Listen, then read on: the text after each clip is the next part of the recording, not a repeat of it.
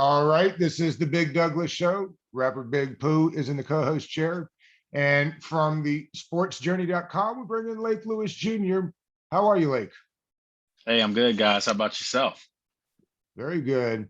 Day after draft was too much for just one man, so we also brought Nate Coleman to help us get ready for tonight's action. Nate, how are you doing? Doing great, guys. Thanks for having me. Let's dive in.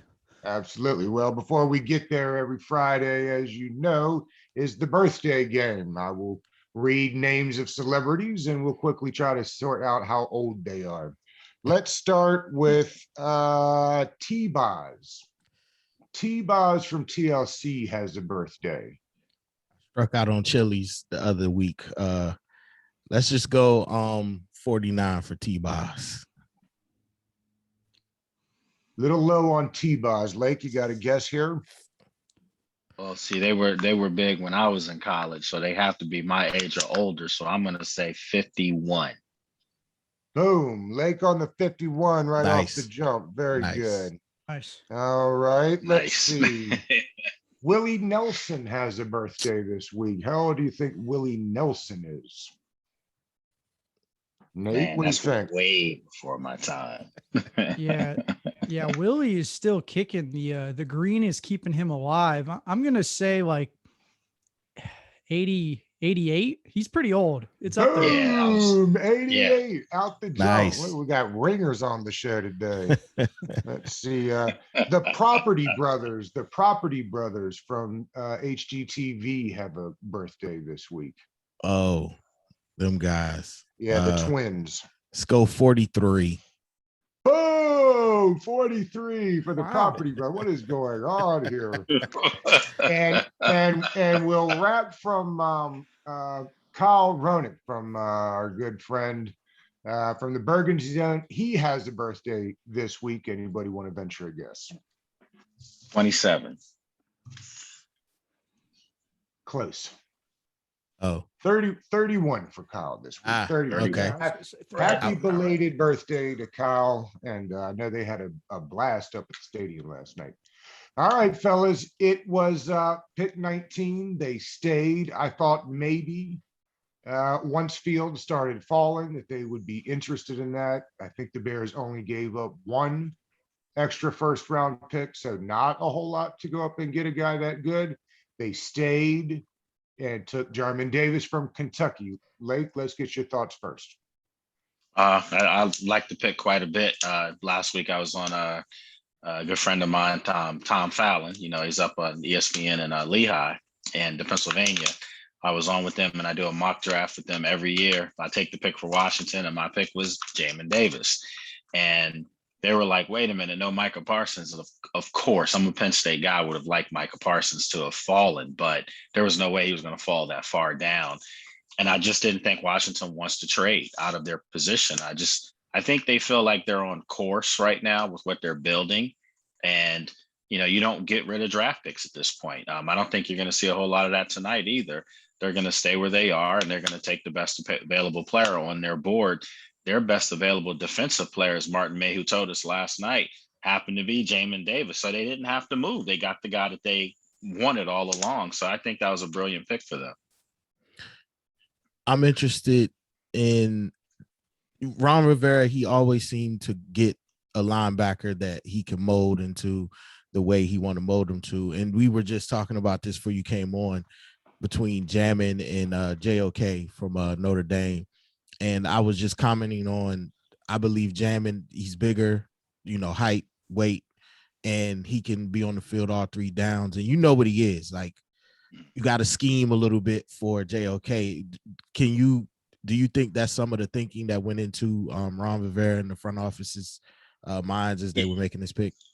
Yeah, they wanted a guy that they could just plug right in the middle from day one and give the defense a big offensive boost. I mean, a athletic boost.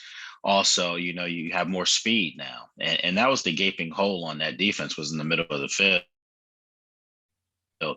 Okay, I mean, he's a great player, but he's a player who's really out of position. You know, he would have been a hybrid linebacker. And I keep, you know, telling people today, especially, if you're going to do that, you already have someone in Landon Collins, you know, who's going to be a hybrid player himself. So you don't need two of those guys, and especially not paying one ridiculous money, and he's not going to start. So, I just think for them, they needed a guy that is a specific type of player for their defense, and they needed basically just an old school middle linebacker that had some range, athletic ability that they could plug in from day one and not have to change any of their scheme going forward. That's the guy they got last night in Jamin Davis. Nate, you got the measurables up there, right? Tell us what kind of freak athlete this guy is. Yeah, I mean, we all know about it. He's a 99th percentile spark athlete. He tied the NFL record for linebackers for vertical jump with 42 inches, which is just amazing. But he's a guy who kind of he fixes some of the weaknesses we had last year. If you remember our top three linebackers, they all graded outside the top 25 in rush grade. So they all struggled in that area. And that's something that Jamin Davis just excelled at. He was one of the best rush defenders in the SEC. He was one of 4 SEC defenders to rank in double digit tackles for the season. I mean, he tore it up in the SEC. I still have a lot of questions about him, to be honest, though. He was at Kentucky for 4 years. He redshirted. Right. Then he didn't play his next year. He played like a few snaps, and then he was a backup the year after that. He wasn't a true starter until year 4. And it's Kentucky. It's not a linebacker powerhouse. So what took him so long to kind of break out there? Because there shouldn't be a lot in your way to kind of break through right away. Well, there was another player at Kentucky last year. Now I'm gearing to say I draw a blank here, who actually was a first round draft pick. And that's Josh Allen. Yeah, Josh Allen. So he played behind him. And so he was getting caught up in that shadow. So, I don't want people to think that they're getting a project here. They're getting a guy that every year has ascended and gotten better and better and better. And there's no reason for us to think that that's not going to happen with the right, coaching under Ron Rivera and Jack Del Rio. The other thing I must say, too, that people have to remember, he did this at Kentucky. And to take nothing away from Kentucky, because their football program has really started to build something down there. But let's not forget, he did this at Kentucky in the shadow of the Alabamas, the Georgias, the LSUs, and he still held his own. And he also did it without anything in front of him. You think about what he's getting ready to have in front of him here in Washington. They've got 5 defensive linemen that are going to wreak havoc. I mean, and I say 5 because everyone talks about the front 4, but Matt Ioannidis is coming back as well. So now you have 5 guys on the front half that are going to, impose their will on offensive lines. You have 2 great edge rushers. You now have a guy in the middle that's fast enough. So this guy ran a 4.37 during his pro day. If there was a combine in Indy, that would have been the fastest time by any linebacker, period. And that includes a Micah Parsons. So Washington they've got themselves something here, and I think it's going to be a really solid pick for them. He actually giggled when they in the interview when they mentioned playing behind that Washington front. He giggled like a kid on Christmas. It was. He knew what time it was. He knows what time it is. because think about it, guys. Everywhere last year on this defense, think about it. Where were they exposed? We saw teams eating underneath, teams eating in the middle of the field. Teams weren't going to the perimeters against them at all. And they weren't throwing the ball really deep after that first game against Philly, where Carson Wentz couldn't hit himself in the mirror. I mean, he overthrew everyone out there. But outside of that game, they really didn't give up a lot of deep balls all year. So think about this. You get William Jackson now, perhaps one of the top 5-6 corners in the game, period. Great cover guy. You get him now. You have Cam Curl still emerging in his second season. I think Jeremy Reeves is going to surprise people too. They didn't reach for a safety in the first round. Yeah, I'm a big Jeremy Reeves fan. And I said this last year. I'm sure you guys remember. I tweeted out, these 2 young guys are their bookend safeties. They found what they've been looking for years. And they're young. Jeremy Reeves and Cam Curl played well off each other. Jeremy Reeves anticipates things. He sees things. Cam Curl will knock your head off. So you don't have to mess with this stuff. You just needed someone in the middle of that field. And I think he's going to make Cole Holcomb better. I'm talking Jamin Davis now. I think he's going to make Holcomb better. I think he's going to make John Bostic better, because John Bostic isn't a true middle linebacker. John Bostic's athletic and pretty fast on the edges. So now you can get these guys in their strengths, and it's full steam ahead. And that's how you see it, like I jamming do. it middle. Yep. Yeah, I do. I think he's going to be in there from day one. From the very first practice, they're putting him in the middle of the field. Yeah, Now I will say like Holcomb too. Holcomb was excellent in coverage all year. He ranked in the top 15 in coverage, and that's something he can help Jamin Davis with. Jamin Davis only had 24 snaps in man coverage all of last season. So he's very raw when it comes to man coverage, but that's something that those veteran linebackers can step in and help him with. And the thing that he has going for him is that high ceiling with athleticism. That means he can interrupt passing lanes with those long arms and get in the way of passing lanes and get his arms out there. And that's why he always has a nose for the ball. So I'm excited to see that. Like I said, I think he's just a really good compliment for Holcomb. And I think I'm not sure if he'll start out the year starting, but like I hope so. I don't want to see Bostic starting. So we'll see what happens there. I know one thing. All you Oh, got to he do will. is He's going to be starting.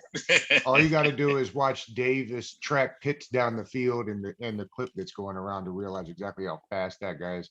Now, like you had mentioned to me yesterday, you thought maybe the pick be Darasol. Do you think that that is a need that they will prioritize tonight? See, this is the thing. A couple days ago, there was no Eric Flowers back here. And although Eric Flowers is a guard, he does have some experience. It wasn't a good experience in New York at left tackle, but he still does have that. He played it all through college at Miami. So I'm not saying that, Eric Flowers is going to move to left tackle, but what I'm saying is now you have a couple guys in here who are versatile enough that if they have to, they can maneuver some things around. Morgan Moses played some left tackle last year and played pretty well at it. Brandon Scherf, ironically, played that in college. So what I'm saying is that I think they wanted versatility with their offensive line, and I think the offensive line is in better shape than some are giving them credit for. Cornelius Lucas played really well last year at left tackle. So I was just think that they had a tackle in the first round. We were told they're actually really still high on Sadiq Charles at left tackle too, right? Absolutely. He's another guy that they looked at guard as well. So again, interchangeable parts all across the offensive line. The only guy that's entrenched at a position, well, there's two. I mean, Brandon Scherf's going to be entrenched where he is. And then of course in the middle, Chase Roulier. But Keith Ishmael played center in college too. So you think about all these players that they can move around. So I just think the offensive line is in better shape than some are giving credit for. The guy that I'm going blank here again, but they've traded for last year from Oakland. From Vegas. He's still in Sharp. Exactly. Yep. He's still in the mix. So they've got some players. They've got some depth. They've got some professionalism on that line. I think now, maybe there's some guys that are out there. I think Notre Dame's left tackle still out there. You possibly could grab him in the second round, but I just think that they're going to go best player on the board. For me, I think they need to look at the tight end. I think that would be, for me, the next move I would make, because there's still some really good ones out there. One from my school and Pat Fryermuth. I think he's a guy that could complement Logan Thomas. So I don't think left tackle is something that they have to gamble on. They don't have to reach on the pick if it's not who they want. I'm interested your opinion on if they choose to address quarterback in, let's say, the third round. Who do you see them going for? I'm hearing a lot of Mills. No, but thank you. Thank you. I was hearing a lot of it, but yeah. No. Listen, for me, I'm not going to say this is the guy that I would take, but I'm just saying in general, I would take Kyle Trask before I took Mills, and I'm not taking Kyle Trask either.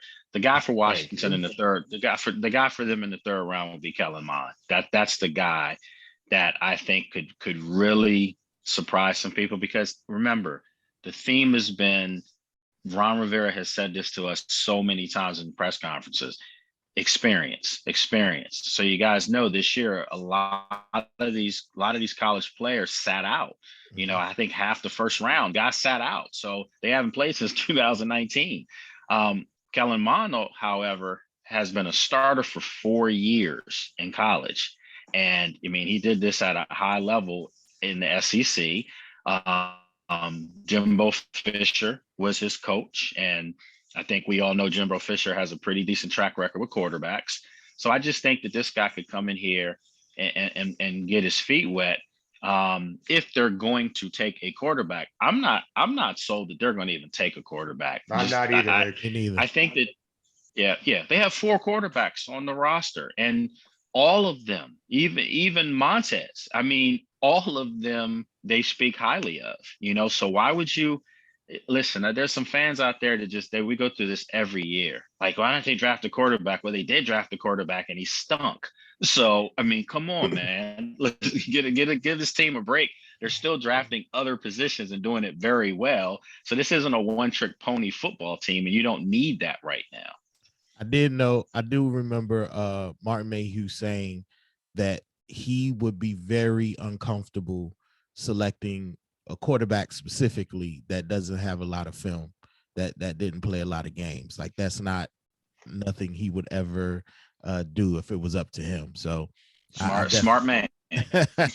smart man. Yeah, I mean, and listen, I'm not knocking Mills. I'm not, but I'm just saying, come on, man. Every year these pundits come up with the player that's the chic, pick, and everybody gravitates towards him. I'm sorry, I don't like this. And for me, like, you find all the positives for this guy to ascend, and you try to find every negative in the book for a guy like Justin Fields, who I think people are going to regret passing over when it's all said and done. I think Chicago found their quarterback after, I don't know, my God, since what, Jim McMahon? We have to go that far back, since they had a franchise caliber quarterback. I mean, my God, he wasn't even franchise caliber quarterback. Whole nother story. Great defense. Like, they only gave up the extra first. The Bears did. Do you think Washington made a call at all about Fields when he got to 11? I'm sure. But I also know. See, one thing I like about this coaching staff, to answer your question, is that they're not starting something they're not going to finish. So right now they know what's ahead. What unit is ahead of the curve, way ahead of the curve. It's the defense. So if you can get the one guy that was already on your board as the top defender to add to your group, and now you can solidify and complete the puzzle on that side of the ball, you do that, because that defense last year played well enough for them to probably win 11 games last year. That's how well the defense played. It was just they didn't have quarterback play. Alex Smith, we know, 5-1 as a starter, but at the end of the day, he was a shell of himself. He couldn't push off. He couldn't throw. He was immobile in the pocket. And then Dwayne Haskins, those were like 4 starts that were just bad. So if they can get 16, 17 starts from whoever wins this job, because I'm not saying Taylor Heineke is out of the water yet. I think that he's going to push Ryan Fitzpatrick big. So whoever's their quarterback, if he can start 16, 17 games, there's no reason for me to believe this team can't win 10 or 11 games this year with that extra game. Nate, tell us about some receivers that should still be available around pick 51 if they decide to go that way. Yeah, so this is a really deep wide receiver class, especially at slot receiver. There aren't a lot of boundary guys left, but 2 boundary guys that everyone's going to be talking about is Nico Collins and Terence Marshall. Now, Nico Collins is a little further down the list, but Terence Marshall could be a first-round receiver. I know he had a few medical issues that just popped up, and that's probably part of the reason you saw him drop. But to me, Terence Marshall is a much better receiver than a guy like Kadarius Toney, who went in round 1. I mean, Marshall has a much better resume. So I think I'm not sure Marshall will be there around pick 51, but I'm almost positive that one of the Moores will be available. I don't think it'll be Elijah Moore. I think Elijah Moore is going to go off the board early. He's probably a top 5 receiver to me, but Rondale Moore might stick out there for a while because he also has injury history going back a few years, but he also had the most prolific freshman season, like, NCAA history for a receiver. It's over 1,400 all-purpose yards. So he's a guy I'd look at, but it's kind of up in the air. My big hope is that they don't go after quarterback. I'm sure they're thinking about it, but like I've talked about this a lot, like quarterbacks after day 1, they have a less than a 4% chance of becoming a franchise quarterback. It almost never happens. So to me, you're just lighting a pick on fire, and it's a guy who's going to sit on the bench. They're going to get a new regime change. They're going to get a new head coach, and they're just never going to play. So to me, it's a waste of time. You need to just wait till next year to to address your first round quarterback. But yeah, I'm not sure on receiver there. I hope it's Rondell Moore or Elijah Moore. Like, I'm interested your take on these next with 3 picks coming up tonight. Should we be surprised if Washington decides to go all defense tonight? No, I mean, not at all. I mean, again, if you're going best player on your board, their next best player might be a defensive player. Heck, it might be an edge rusher. You know, somebody might say, what are you doing? They already have Sweat and Chase Young, but what do they have behind them? You know, Kerrigan's not here anymore. You know, Yeah. what is it? James Williams, you know, from NC State. He was a rookie last year and he showed potential. I like him a lot. I do. I really do. But as far as experience, they don't have anybody behind Chase Young or Montez Sweat. So, you know, you could get some draft a edge rusher for depth, you know, just in case, you know, an injury happens. Remember Chase Young missed a game last year, you know, and was nicked up for like 2-3 games because of that injury.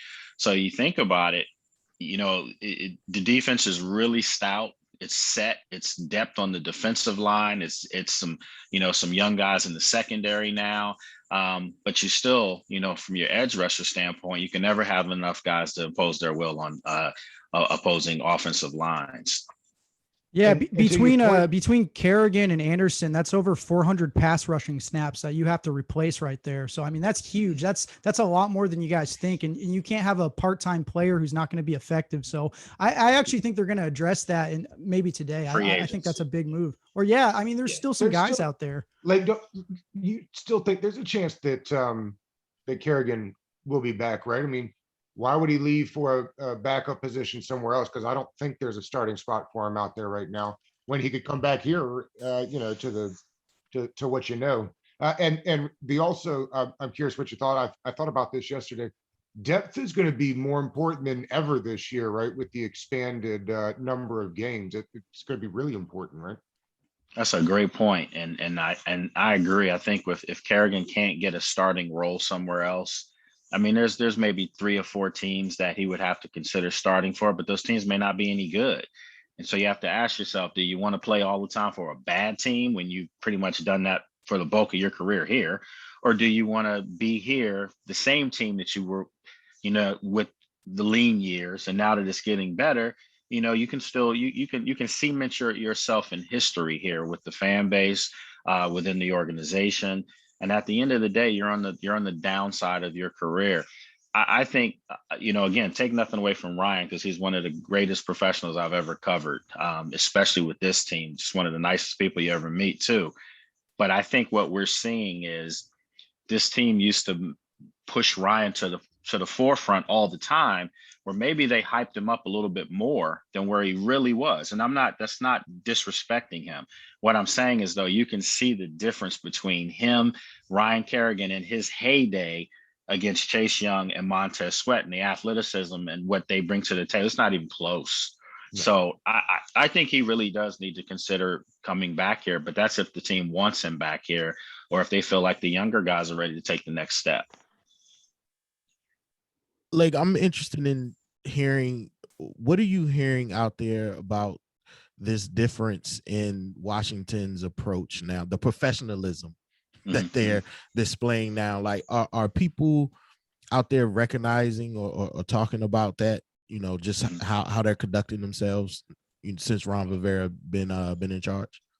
And you know how many calls I got this past season, where people were like, man, be honest with me off the record. You know, is it really changed? Hell yeah. I mean, night and day change. And this will be my 10th year this year covering the team. And last year's group was just, it was something different. I mean, just the professionalism, you know, just the way the guys went about their business. I mean, the practices were more intense. It was just different. You know, we only got a chance to see this year literally 10 minutes of practice each day. And it wasn't practice, it was warm-ups.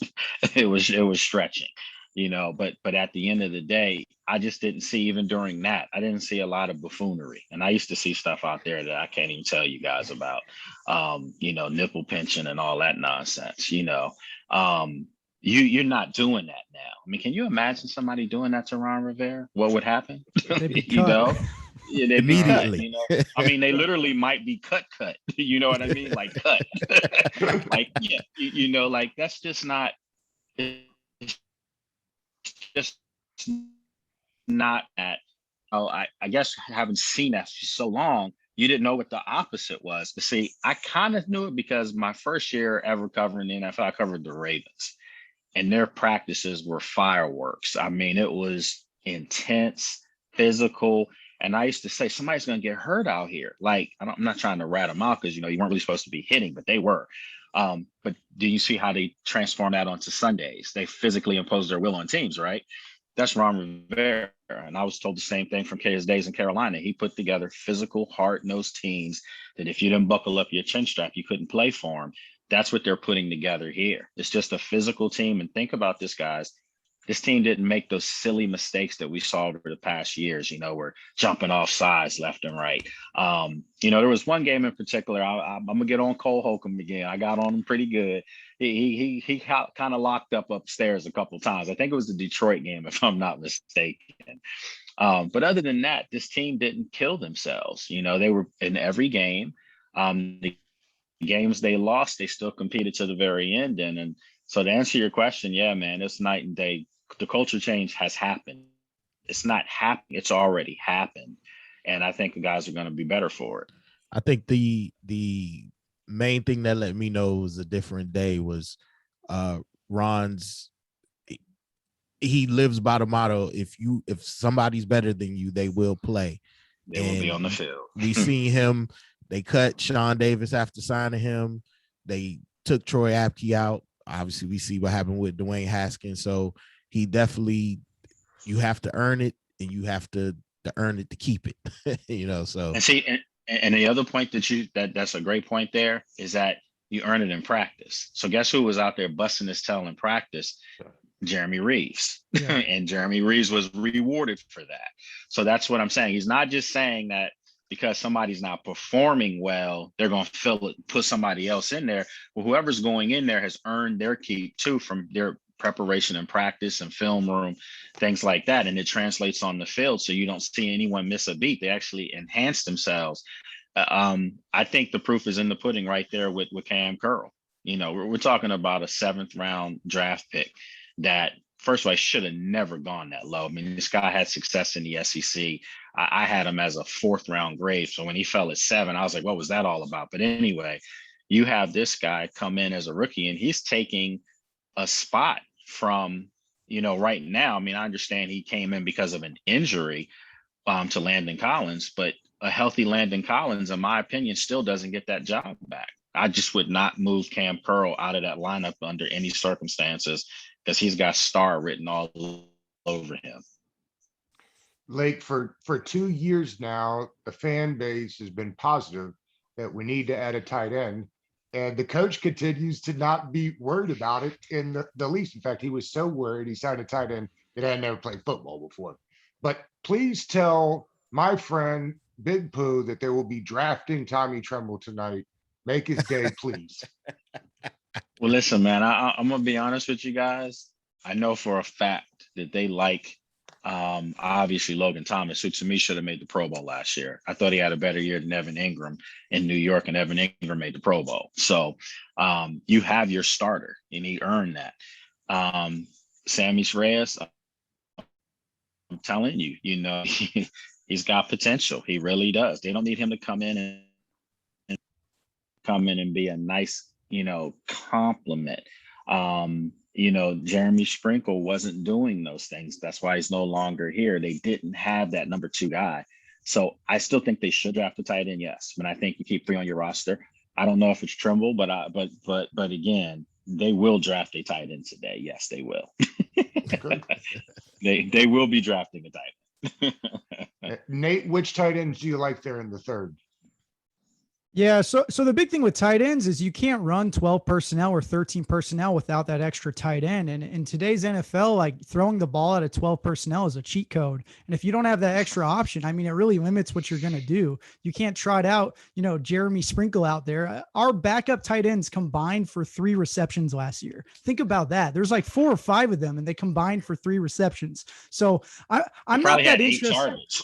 I know they were inefficient with it too. So there's a reason we never threw to them. But yeah, I mean, Frymuth he's the whole package, right? He can block, he can flex out and win one-on-one routes. So I like him a lot. But another guy I really like that we could wait on, Tremble's good. He's a good blocker, but guys who don't produce in college as tight ends, they're usually don't produce in the NFL. That's kind of the way it goes a lot of times. Sometimes there's exceptions, but someone I really like is Hunter Long. Hunter Long you can get in round 4. I like him a lot too.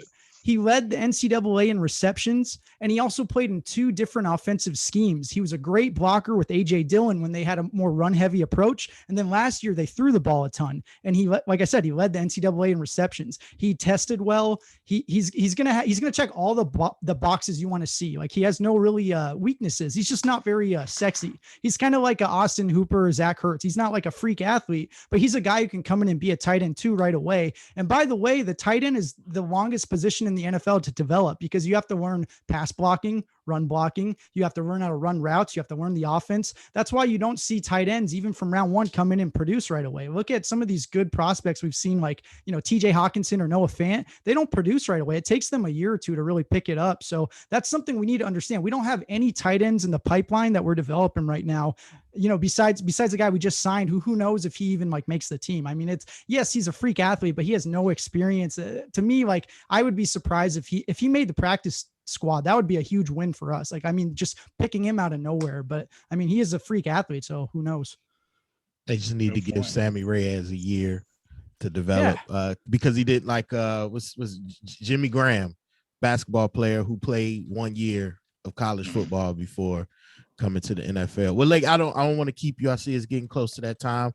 1, we thank you for coming on. 2, let the people know where they can find you tonight. If you're live tweeting the draft or any of that thing, just let them know where they can find you at. Yeah, you could check me out, on social media, on Twitter at Lake Lewis, on Instagram, Facebook, Lake Lewis Jr., and then, of course, at sportsjourney.com. And then, of course, the podcast is After Practice with Lake Lewis. But yeah, I'll be tweeting tonight. Last night was rough, fellas, because we didn't get on the horn with Ron Rivera till damn near 12:45, and in the morning, So I'm just like, my gosh, this is incredibly long. So yeah, just different. The beauty was it was all virtual. So, we were in the comforts of our own home, as opposed to every year I've always been at, Redskins Park, or now whatever they want to call it, so it was different. But as always, though, man, I appreciate you guys having me on, and I would have stayed on longer, but I did make some promises to the family that, it's been all week of me doing this, and I give them some Friday time. So absolutely. We understand. We understand. Right. We appreciate you. We appreciate you. Thank you. All right, you guys take care. Keep up the great work. All right. Thank you. Quick outro. We've been doing those a little bit this week, Pooh. Thanksgiving of this year, Lake was coming on, right? And we had family come in town, and that was back when I was still using Anchor, and I guess the Wi-Fi had all zapped it off, so I couldn't use the Anchor app to do it. So I was like, what am I going to do right now? I was very frustrated. So I said, I'll just do the Zoom real fast. It was like right when everybody was first starting to do Zoom again. So Lake and I do this half-hour interview. It's a ton of fun. I didn't realize that if you didn't pay, you know what I mean, that you can't actually keep the recording. Oh, yeah. So it was nothing. It was just a half-hour of me and Lake having a conversation. Poor Lake was so nice that he was like, listen, I can get you back in before we sit down for dinner tomorrow on Thanksgiving. I was like, no, Lake, thank you. I appreciate the love, but we won't do it. So we'll get through it. It's been a wild 1 year of the Big Douglas show. Nate, you think they go draft running back at all? Yeah, so I think they address it maybe on day 3, but this is a bad running back class to begin with. This isn't, if you think about last year, man, think about the running backs going around this time. You have Cam Akers, J.K. Dobbins, Jonathan Taylor, DeAndre Swift. Those are all four of those players to me are better than Najee Harris, are better than Javonte Williams, are better than Travis Etienne. So no, I don't want to address running back that early, but yeah, maybe around like round 5, round 6, we can get maybe someone that falls. I really like Kenneth Gainwell out of Memphis. I actually think he's better than Antonio Gibson, but I don't think he'll fall that late. So yeah, I'm not worried about running back. It's just not an important position. It's easy to address. You can find free agents. So people freak out about it. I care about offensive line. If you want to be good at running the ball, let's get better offensive linemen in here. Yeah, I think Who the analytics guys hate running backs.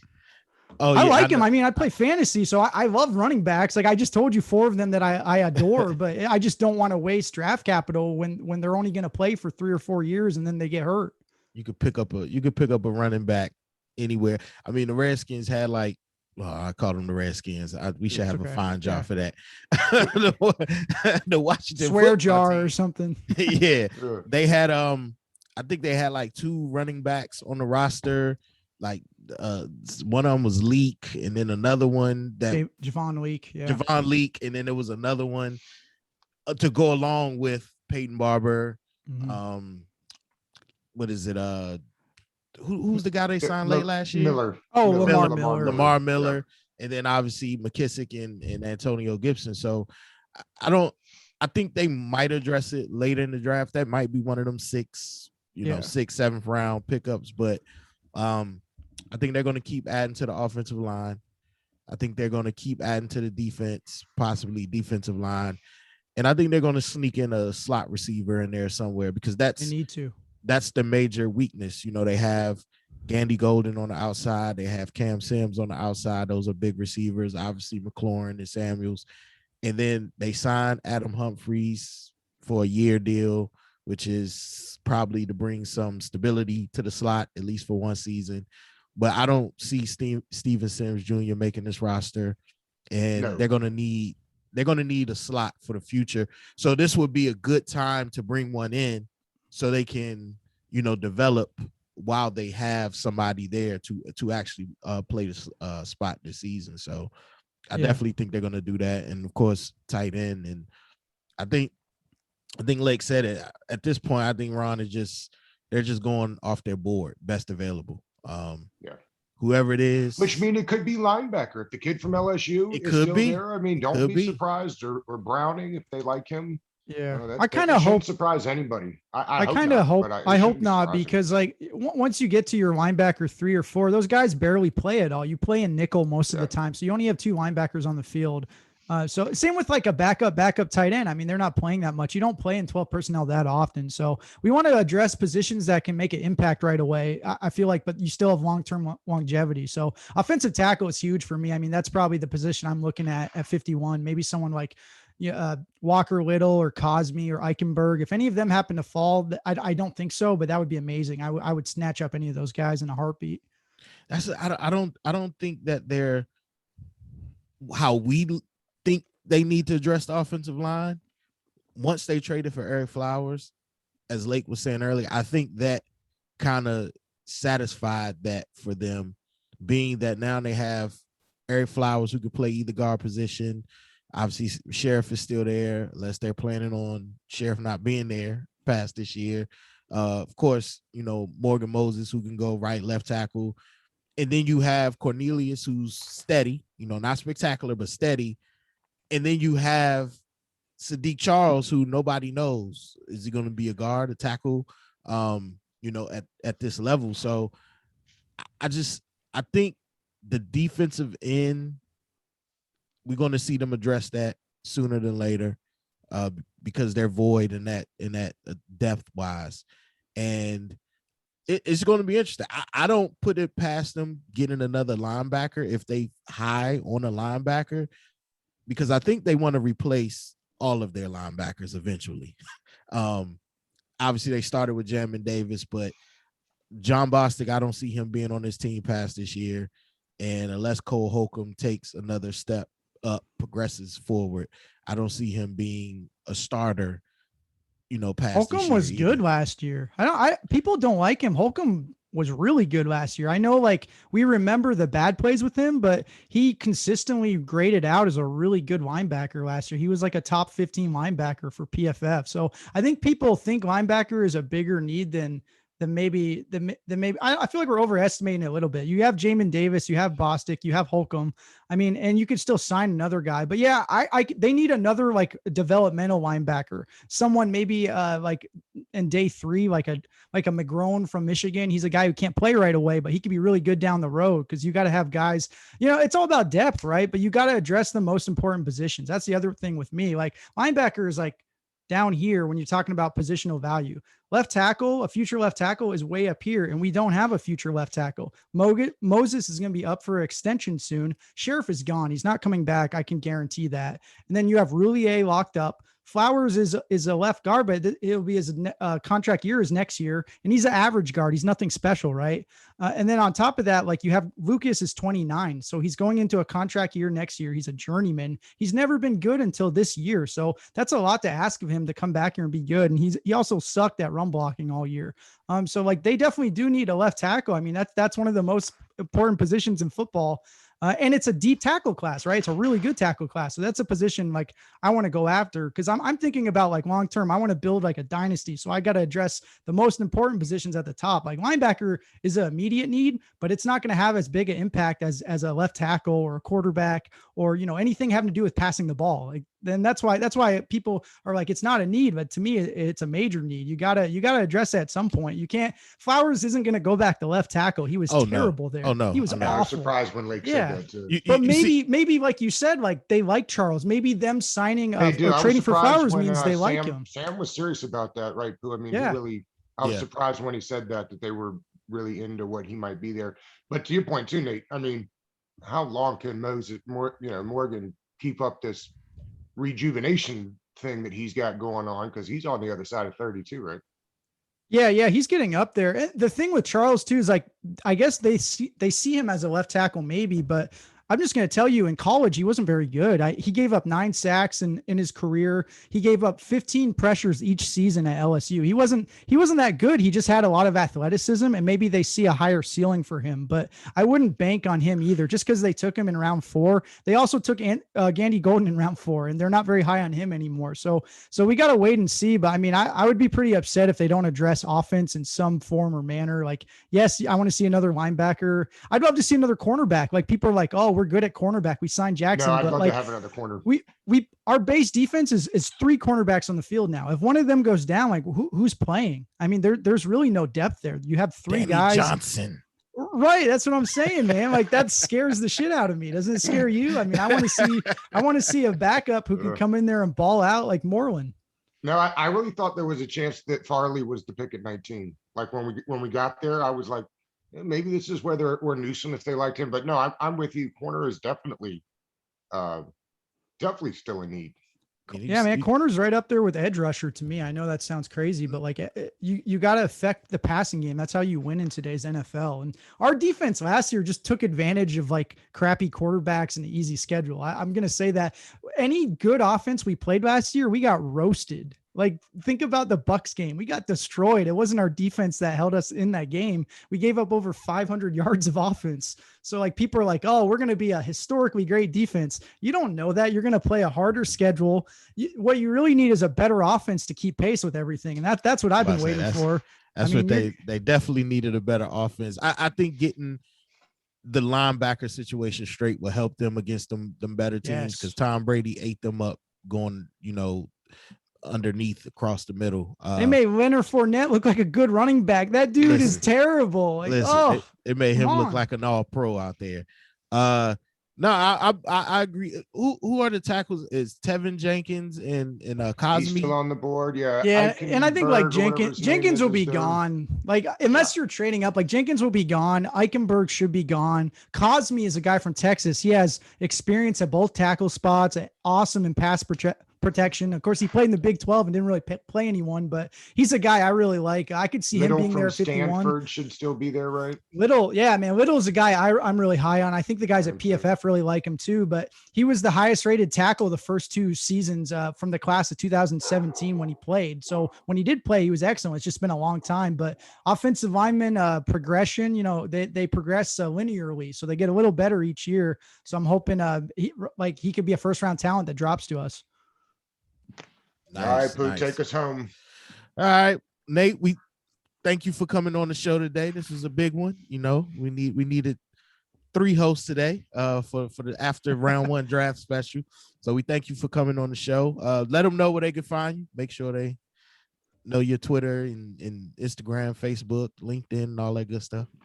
Yeah, guys, you can find me at Jayhawk Chalk on Twitter. I'll probably be live tweeting a little bit, but I actually just like to watch the draft and not really get on my phone too much because I think it's more fun just, experience. Like it's fun to like text people like, oh, I love this pick, but I kind of, there's so many instant reactions and you miss out on a lot of the good, like feel good moments. Like, did you guys see Xavier Collins when he got drafted? Have you guys watched that video? They have the audio between him and the head coach and the GM and the owner, and you guys got to watch it. It's so like, I love to watch these guys like take the next step in their journey because we don't understand like how hard they work and how much criticism a lot of them get. Like they're 20-year-old kids, man. Like imagine when you were 20 years old and you're going to be able to take care of your family for the rest of your life. And people are just talking trash on you on the internet all the time. But yeah, you guys got to check out that video, but that's a long rant for me, but thanks for having me on and I'll see you guys next time. Yes, hey, indeed. Real quick before you go, did y'all peep that Dan Snyder wasn't in the room yesterday?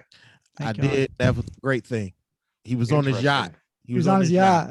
Yeah. They didn't have phone service. I wouldn't be mad being on my yacht either. And to what Nate said about the stories, I agree with him. That's why I don't get on my phone a lot. I don't know if y'all caught the Trey Lance one when they had his family. Yeah. I did see that talking about him and the younger brother, just talking about how I thought you were going to be, because you went to college, you weren't going to be there for me, but you still made time for me. Listen, I thought somebody was cutting onions in my house when that started happening. So, dude, I love to see that. It's like the next, I mean, I'm not that old, I'm 31, but like the next generation, like these guys have a chance to make such a huge impact, like obviously on the field, but off the field, they're giving a ton of responsibility, but a ton of money and a huge platform. And a lot of NFL players do so much good for the community, but all we talk about is like the negative. We talk about like the one player who gets arrested, but we don't talk about the other, 52 guys who are making a huge difference in their community and, being great citizens. And I feel like we never talk about that. Right. You're right. No doubt. You're right. All right, Nate. Thanks as always. Pooh, I'll see you Monday. Yes, indeed. Right. Round 2 or 3 tonight. Woo. Let's go.